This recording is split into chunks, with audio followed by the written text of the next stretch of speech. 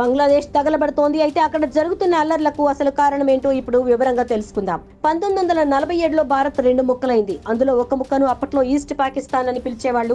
దాన్ని మనం ఇప్పుడు బంగ్లాదేశ్ అని పిలుచుకుంటున్నాం. ఇంకో ముక్క వెస్ట్ పాకిస్తాన్, దాన్నే మనం పాకిస్తాన్ అని పిలుచుకుంటున్నాం.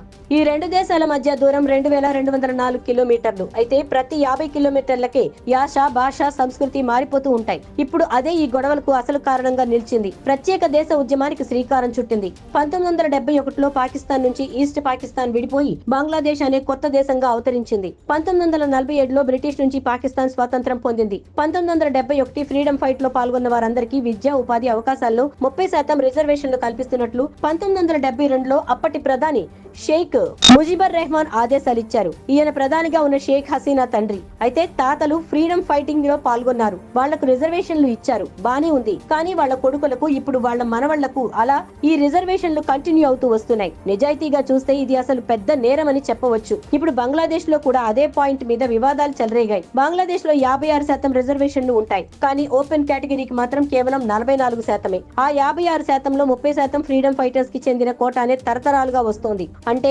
తాతలు ఉద్యమకారులు అని చెప్పుకుంటూ మనవాళ్లు ఆ ఫలాలను ఆరగిస్తున్నారన్నమాట. దీనివల్ల మిగతా యువత విద్య, ఉపాధి అవకాశాల్లో నష్టపోతున్నామని భావించి ఉద్యమ బాట పట్టారు. ఇప్పుడు ఈ ఉద్యమం దేశవ్యాప్తంగా హింసాత్మకంగా మారింది. 2018లో ఉద్యోగ అవకాశాల్లో అన్ని రకాల రిజర్వేషన్లు ఎత్తివేసింది. కేవలం మెరిట్ బేసిస్ మీదనే ఉద్యోగ నియామకాలు చేపట్టాలని ఆదేశించింది. ఈ నిర్ణయంతో ఆందోళనకారులు వెనక్కి తగ్గారు. ఆ తర్వాత 2024లో జరిగిన ఎన్నికల్లోనూ మళ్లీ షేక్ హసీనానే ఎన్నుకున్నారు. కథ ఇంతవరకు బానే ఉంది. కానీ రిజర్వేషన్లు తీసివేయడం రాజ్యాంగానికి విరుద్ధమంటూ కొందరు స్వతంత్ర సమరయోధుల కుటుంబాలు హైకోర్టుకు వెళ్లారు. దీంతో 2024 జూన్లో మళ్లీ 56% రిజర్వేషన్లు పునరుద్ధరిస్తున్నట్లు హైకోర్టు సంచలన తీర్పిచ్చింది.